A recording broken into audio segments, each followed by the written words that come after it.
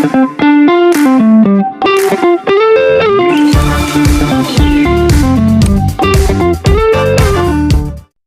guys, it's your girl EvaStormXox. It is October the 15th. It's 10:53 a.m. in the morning. I'm actually just gonna head to the gym, but I'm not going to be doing my regular stronger program. I actually have to make some adaptations to it, as I am recently hit with some kind of sad, depressing news. I've got an injury that dates back to when I was 13 and finally figured it out. So kind of upsetting, but I have to avoid any kind of really weight-bearing exercises, anything that's heavy on the ankle.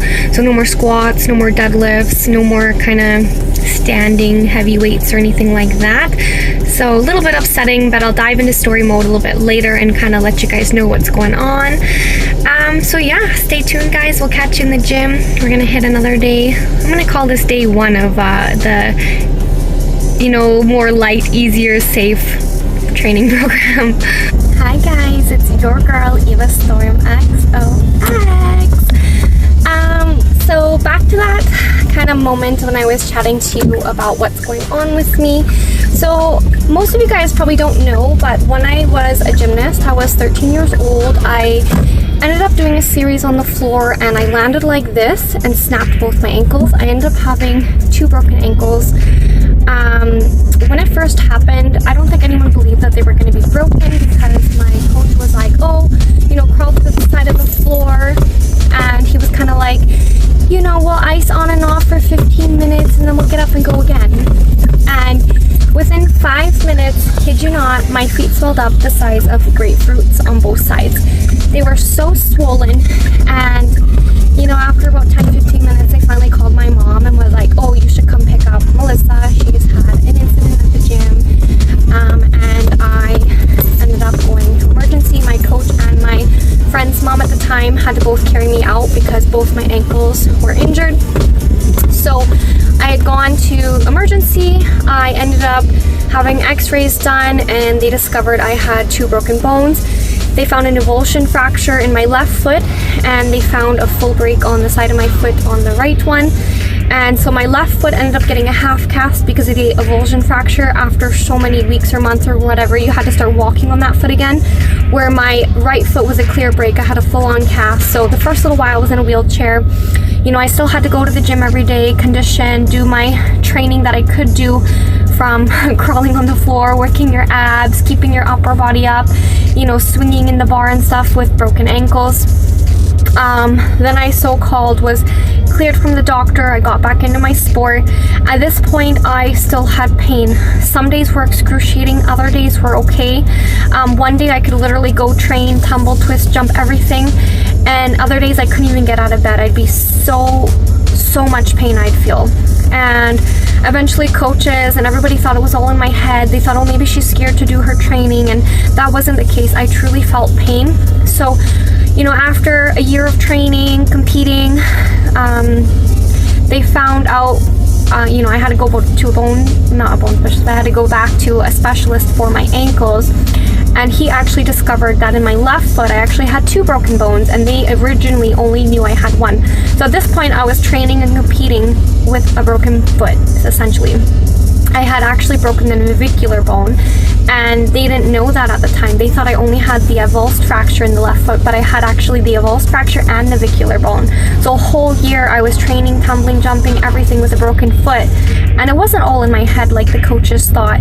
You know, so I was off again. I had to get a walking cast. So again, I was pretty much competing and training a whole year with a broken foot that nobody realized was broken.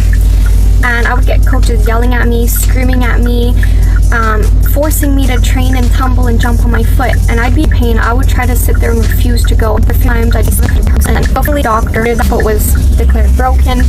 I got a walking cast, and it was either the option of getting a bone stimulator to help heal the bone, or I was told I could have surgery, but the surgery wasn't guaranteed because the navicular bone that I broke is a weight-bearing bone that is the size of apparently a kidney bean, and surgery wasn't guaranteed to fix it. So essentially we decided on the bone stimulator. So I used that for a while, and it was so-called supposed to be healed again. Now at this point I was going to be going into grade 12. I was obviously, because I dealt with that injury for so long, and I still had pain when I tried to get back into my sport the second time. Nobody really listened at this point. Everyone just kept saying, you're fine, you're healed, you're recovered. So over the next years, I've, randomly had pain on some days. Other days were, no problem. So I just sort of had to try and live life to work around the pain that I would feel. And, doctors, everyone kept saying, you're fine, you're okay. They would say, oh, you just need to go to physio. You need to re-strengthen your foot. You need to relearn how to use your foot. So they would tell me at physio, oh, you need to relearn how to run. You need to re-strengthen your ligaments and tendons and whatever they want to say. And I refused to go to physio because I thought to myself, this is not the problem. I don't need to relearn how to run. I know how to run. I'm an athlete. I grew up training and knowing how to run and all this stuff. Like, it wasn't learning how to run that I needed to do. I was in pain and nobody was listening. But, over the years, I just learned to love it. If I had a bad day, I would go easier in the gym, or I would do, lighter workouts. Sometimes I could literally run an hour a day. I would have no problems, no pain, nothing. And other times, I would just fall to the floor like, I'm hurting my ankle so much. And so the last, while I've just kind of lived life with it, I've gotten used to it. And then recently, about a week ago, I just gently bumped my foot on the coffee table. And I was having some sort of clicky table, and the whole week I had clicking and popping noises in my ankle. And at first, I did some research. I was like, okay, maybe it's gas bubbles, or maybe it's because of the cold weather. It recently changed weather, and I was always told, oh, your ankles hurt because it has arthritis. Oh, your ankles hurt because of the cold weather or because of scar tissue. They'd always give me some sort of excuse as to why my ankles hurt. So I was thinking, okay, maybe, the weather changed a little bit. Maybe that little bump on the table made it feel a little tender. But for some reason, over the week, it just kept feeling a little bit more sore every single day. And, I just kept dealing with it. I was going lighter in the gym, just being more mindful. I've been doing 200-pound deadlifts in the gym. So obviously, I just kind of lighted the load a little bit. I took it a little bit more easier. And pretty much, come Friday night, I had excruciating pain. I was making a plate of food for my dad in the kitchen, and I bursted into tears. I guess I stepped on my foot a certain way, and it hurt so bad I broke into tears. And my mom was like, you better go see the doctor. She goes, something's wrong. She goes, to feel that much pain, she goes, you gotta go to the doctor. And I thought, oh, I'll just wait, try and get into my family doctor. But by Saturday, I still had that pain. And in the past, if I have a day like that where I get excruciating pain, it would be gone by the next day. I'd be okay. But this time, that pain wasn't going away. It was still feeling tender. It was still feeling uncomfortable. So I thought to myself, okay, I don't want to wait a whole week or two to get into my family doctor and get behind on my gym program. As you guys know, I love lifting weights. I love being in the gym. I love doing deadlifts and squats and all that stuff. And I didn't want to get behind on my gym program. So I went to urgent care, and they sent me over to their satellite hospital kind of clinic. I guess it's from across the hospital. They have a little trailer set up that they're taking overflow because there was a flood at the urgent care. So I went to their satellite hospital, kind of pop-up clinic, whatever they call it. And I saw the doctor there, and he's like, okay, let's go for an x-ray. So he sent me over to West Coast Imaging. I ended up going for an x-ray, and he goes to me, okay, well, your x-ray's clear. There's nothing wrong with your x-ray.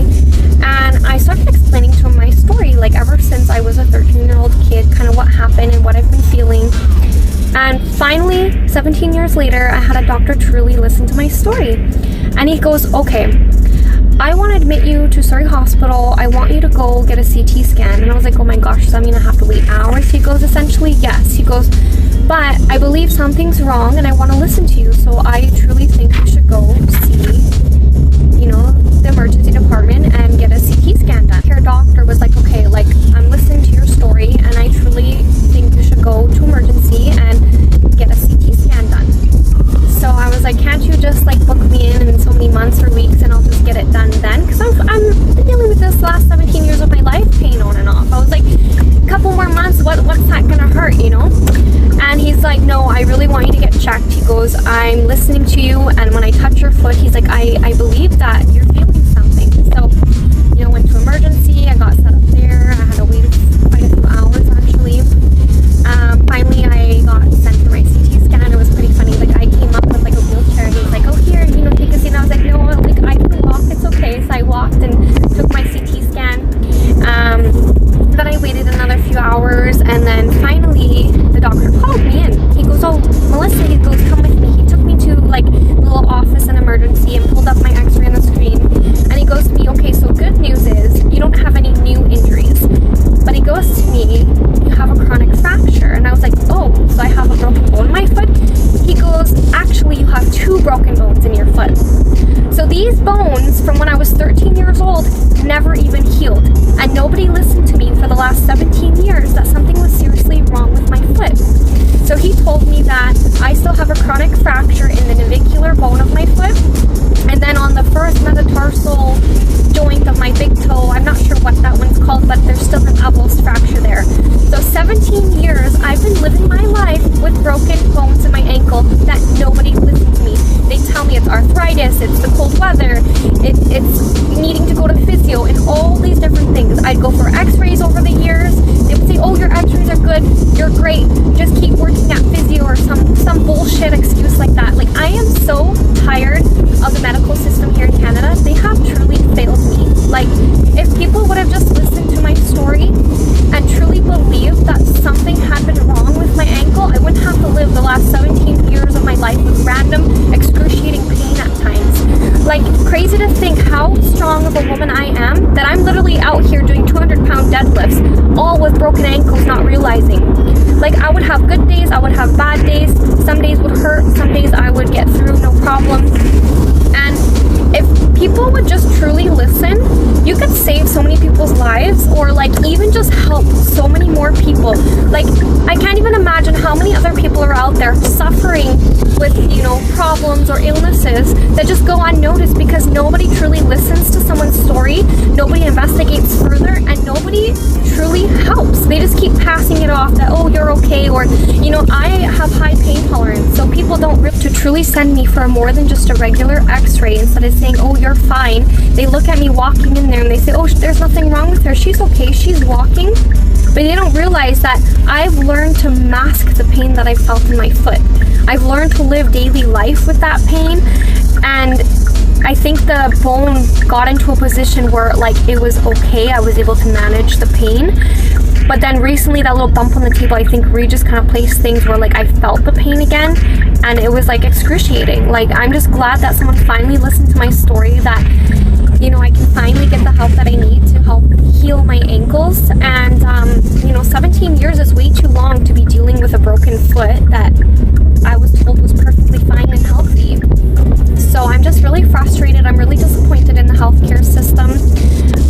Even the emergency doctor, he goes, "I don't even know how to help you because you've just lived the last 17 years of your life with your broken ankles." So he was just kind of like, "I can't really tell you anything right now other than see your family doctor, go for your MRI, and see a bone specialist, because they're the only ones who will know what to do with a broken bone 17 years later." And so I finally, you know, got booked in for my MRI, which I'll go Tuesday to see.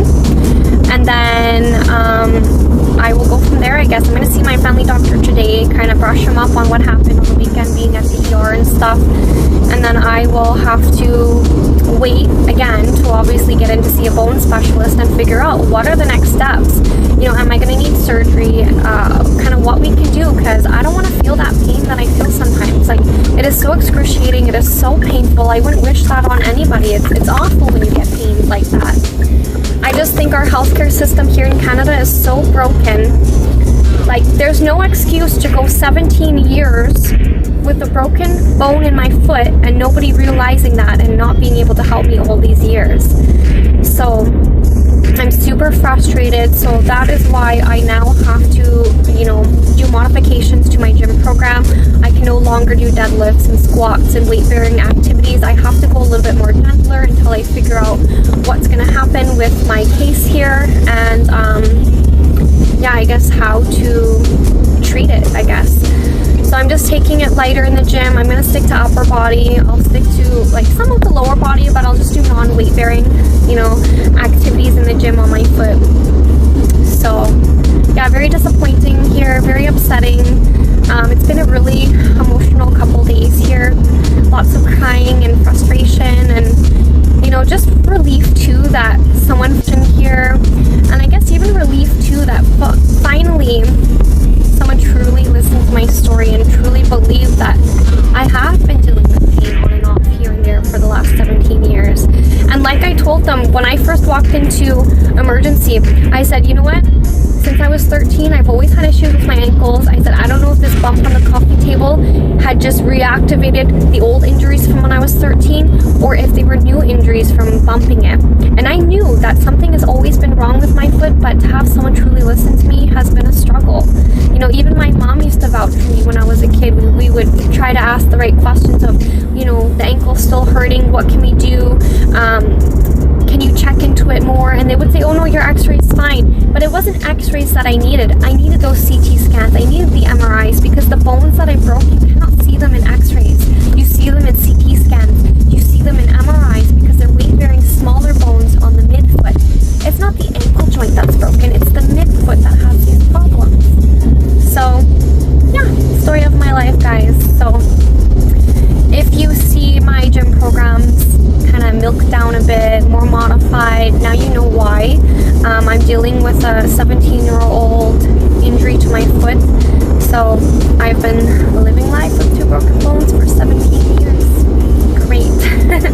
Anyways, guys, I'm done ranting to you guys. You're kind of caught up with my story now. I'll keep you posted with how the rest of my journey to recovery goes. I'll keep you up to date on my programs that I'm doing in the gym. Obviously modified, but at least I'm getting my butt into the gym. I'm trying to stay on top of my program, my health. It's super important, guys. Vouch for yourself. You know, don't let people pass you by. If something's wrong, only you know your body. So keep pushing at your health, your recovery. Keep voicing when there's something wrong, and don't let them push you to the side. Like, I've tried for so many years, and finally I had someone listen to me. So just keep at it, guys. Don't give up. Someone will eventually listen to your story and help you. So that's all you can really do. So yeah, we'll catch you guys later. Bye.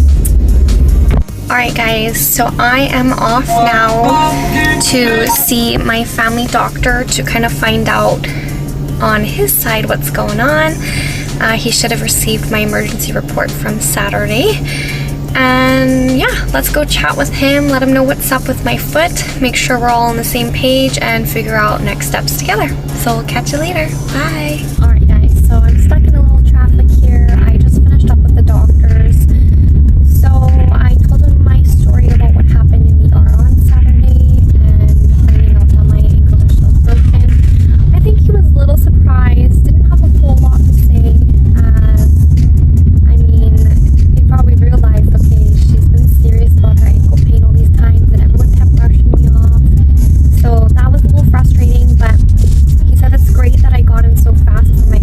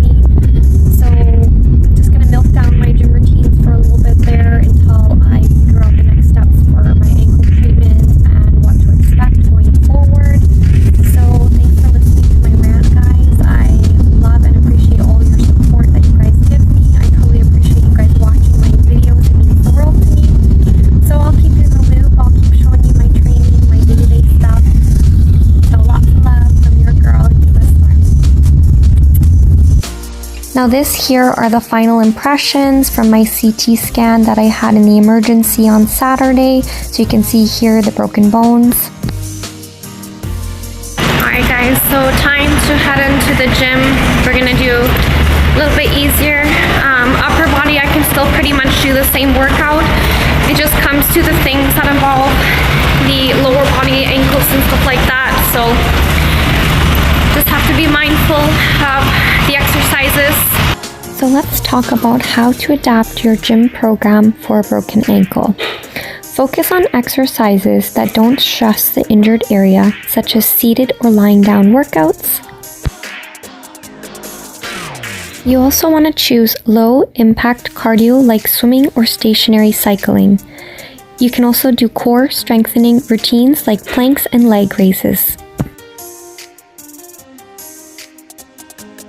Now you always want to make sure you have your doctor or physical therapist clearance before starting, and you want to pay close attention to pain, stopping immediately if you feel any. Then you want to gradually increase the difficulty of exercises as your ankle heals.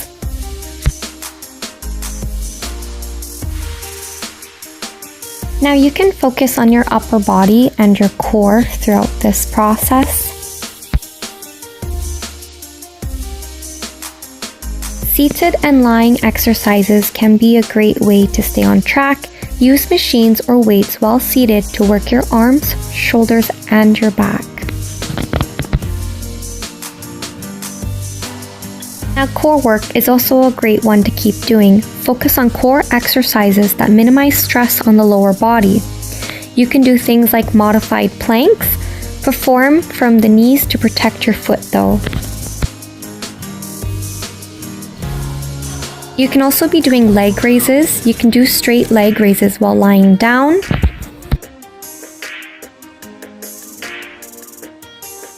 Now an exercise to help with hips and core, you could do side planks. You can perform side planks from the knees and add leg raises to work your hips and your core. There are so many exercises that you can still do even with an injury. A little example are consider bird dogs, dead bugs, and V-ups. Taking care to maintain form and listen to your body, guys. And if allowed, you can incorporate some cardio.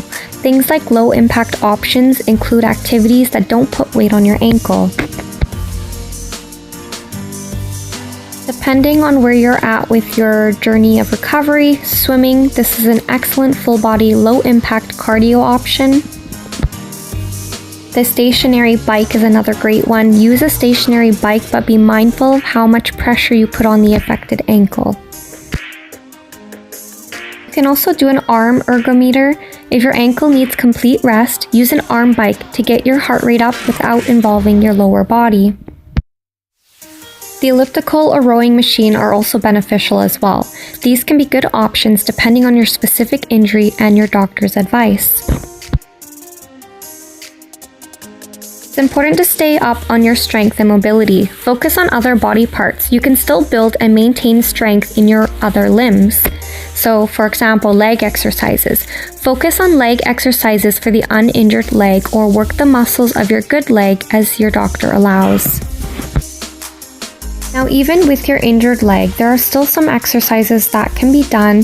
So if you have a broken ankle, you may still be able to use your hamstrings and your quads. You just have to be mindful of the weight-bearing exercises on your foot. Isometric exercises are another great way. These can be a good way to maintain strength without movement, such as tightening your thigh muscles while sitting.